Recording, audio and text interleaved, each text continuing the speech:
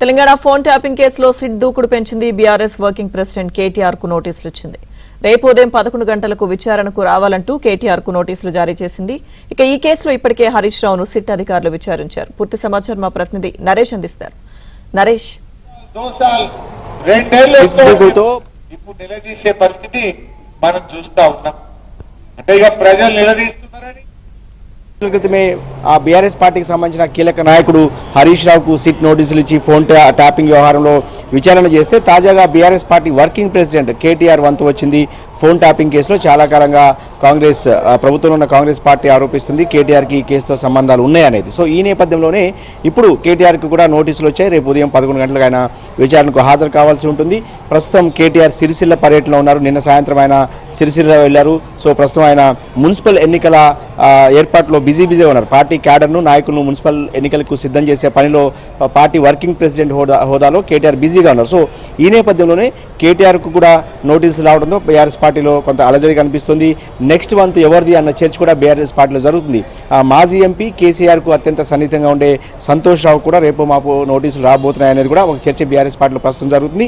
ఆఖరికి మాజీ ముఖ్యమంత్రి బీఆర్ఎస్ అధినేత కేసీఆర్ కూడా సిట్ నోటీసులు వచ్చే అవకాశం ఉందన్న చర్చ 2-3 రోజులుగా పెద్ద ఎత్తున ప్రచారం జరుగుతుంది. ఇక ఈ అంశానికి సంబంధించి ఫోన్ ట్యాపింగ్తో తమకు ఎలాంటి సంబంధాలు లేవని చాలా కాలంగా బీఆర్ఎస్ పార్టీ గట్టిగా కొట్టిపారుస్తుంది ఈ కేసు అంశాన్ని. సో కానీ 2 ఏళ్ల తర్వాత ఏదైతే బీఆర్ఎస్ పార్టీ అధికారంలో ఉన్నప్పుడు అప్పట్లో ఉన్న రాజకీయ నాయకులు కావచ్చు అధికారుల ఫోన్లు కూడా విన్నారనేది ప్రధానంగా కాంగ్రెస్ పార్టీ ఆరోపిస్తుంది. సో కాంగ్రెస్ పార్టీ అధికారంలోకి వచ్చిన తర్వాత సిట్ ఏర్పాటు చేయడం చాలా కాలంగా ఈ కేసు కొనసాగుతూ వస్తుంది. తాజాగా సిట్ దూకుడు పెంచిన నేపథ్యంలో తదుపరి వంతు ఎవరిది అన్న చర్చ ప్రతిరోజు కూడా జరుగుతుంది. ఇప్పుడు కేటీఆర్ రేపొద్దున సిట్ విచారణకు వెళ్ళబోతున్నారు. ఇక కవిత చాలా కాలంగా చాలా కీలకమైన ఆరోపణలు చేస్తున్నారు. కవిత ముఖ్యంగా ఏదైతే తన భర్త అనిల్కి సంబంధించిన ఫోన్ కూడా ట్యాపింగ్ అయింది. సో ఆధారాలు కూడా తమ దగ్గర ఉన్నప్పటికీ కూడా ఈ కేసును కాంగ్రెస్ ప్రభుత్వం నత్తనడక నడిపిస్తుంది అనేది కవిత ఆరోపిస్తున్నారు. సో కవితను కూడా ఖచ్చితంగా సిట్ విచారించే అవకాశం ఉందనేది మనకున్న సమాచారం. సో రేపు కేటీఆర్ ఏం చెప్పబోతున్నారు అనేది కూడా చాలా ఆసక్తిగా మారింది. వాస్తవానికి గత ఏడాది జనవరిలో కేసీఆర్ ఫార్ములా ఈ రేస్ కేసుకు సంబంధించి 2 సార్లు ఏసీబీ ఎదుట హాజరయ్యారు. ఒకసారి ఈడీ విచారణకు హాజరయ్యారు. తర్వాత ఆ కేసు ప్రస్తుతం కొనసాగుతుంది. మళ్ళీ ఇదే జనవరిలో కేటీఆర్ ఫోన్ ట్యాపింగ్కి సంబంధించిన సిట్ విచారణ కూడా హాజరు కాబోతున్నారు. సో మొత్తంగా చూస్తే మున్సిపల్ ఎన్నికలు రేపో మాపో షెడ్యూల్ రాబోతుంది. ప్రస్తుతం బీఆర్ఎస్ నాయకత్వం అంతా కూడా ఆ ఏర్పాట్లో బిజీగా ఉన్న నేపథ్యంలో బీఆర్ఎస్ ముఖ్య నాయకులను కేసులు విచారణలతో ఒక రకంగా ఉక్కిరిబిక్కిరి అవుతున్నారని చెప్పవచ్చు. నిన్న కేటీఆర్ కూడా మీడియాతో చిట్ చాట్ చేసిన సందర్భం.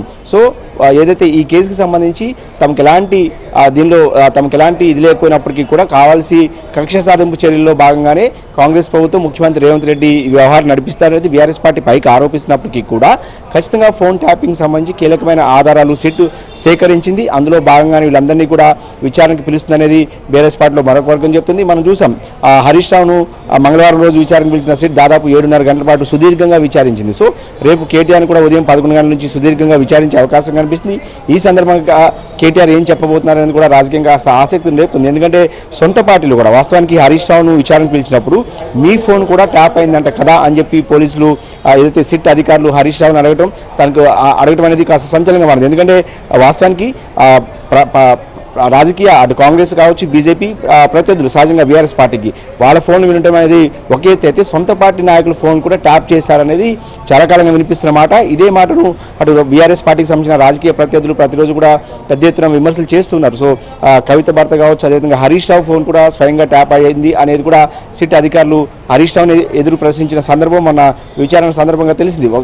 2018లో రెండవసారి కేసీఆర్ ముఖ్యమంత్రి అయిన తర్వాత హరీష్ రావును చాలా కాలంగా మంత్రివర్గంలోకి తీసుకోలేదు కేటీఆర్ హరీష్ రావు. ఆ సందర్భంగా హరీష్ రావు ఎవరితో కూడా మాట్లాడకుండానే తనకెవరు ఫోన్లు చేయొద్దు, మెసేజ్లు చేయొద్దు, తన ఫోన్ ట్యాప్ అవుతుందని హరీష్ రావే స్వయంగా కొంతమంది నాయకులకు చెప్పినట్టు బీఆర్ఎస్ పార్టీలో ఒక ప్రచారం జరుగుతుంది. సో ఈ నేపథ్యంలో ఈ పాత్రలో కేటీఆర్ పాత్ర ఎంతవరకు ఉంది, ఈ ఏదైతే ఫోన్ ట్యాపింగ్ సంబంధించి కేటీఆర్ పాత్ర ఏ మేరకు ఉంది అనేది కూడా రేపు సిట్ అధికారులు ఆయనకి ఎదురుగాబోతున్న ప్రశ్నలు.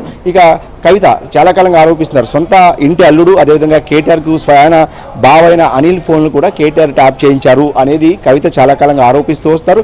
కవిత కవిత నిన్ను కూడా మాట్లాడారు ఈ ఫోన్ ట్యాపింగ్ సంబంధించి. ఏదైతే సిట్ అనేది చాలా నత్తనాటుగా రెండు పార్టీల మధ్య కాంగ్రెస్ పార్టీ బీఆర్ఎస్ పార్టీ మధ్య ఒక అవగాహన ఉంది. అందులో భాగంగానే అవసరం వచ్చినప్పుడు ఈ కేసును బయటకు తీస్తున్నారు తప్ప బాధితులకు తనలాంటి బాధితులకు న్యాయం జరిగే ప్రసక్తే లేదు అనేది కవిత నిన్న కుండబద్దలు కొట్టారు. సో ఈ నేపథ్యంలోనే ఇప్పుడు కేటీఆర్ ఏం చెప్పబోతున్నది కూడా ఆసక్తి మారింది. ఇక కేటీఆర్తోనే ఆగుతారా లేదంటే రేపు మాపు సంతోష్ కూడా నోటీసులు రాబోతున్నది ఒక చర్చ జరుగుతుంది. ఏకంగా కేసీఆర్ కూడా ఈ వ్యవహారంలో సంబంధం ఉంది అంటే పెద్ద ఆయన అనే మాటను పదే పదే ఉపయోగించారనేది సిట్ అధికారులు చెప్తున్న మాట నేపథ్యంలో కేసీఆర్ వరకు కూడా సిట్ నోటీసులు వచ్చే అవకాశం ఉందా అనే చర్చ కూడా పెద్ద ఎత్తున జరుగుతుంది.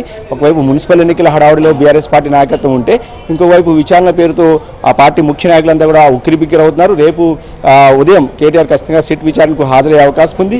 ఇప్పుడు ప్రస్తుతం కేటీఆర్ సిరిసిల్ల పర్యటనలో ఉన్నారు. మున్సిపల్ ఎన్నికలకు సంబంధించి సిరిసిల్ల జిల్లా నాయకులతో సమావేశమయ్యారు. సో ఆయన కాసేపట్లోనే బయలుదేరి హైదరాబాద్ రాబోతున్నారు. ఈ నైట్కి ఆయన ఇక్కడే ఉండి రేపు ఉదయం ఏదైతే సిట్ విచారణకు కూడా వెళ్ళే అవకాశం అయితే కనిపిస్తోంది. Right, thank you Naresh.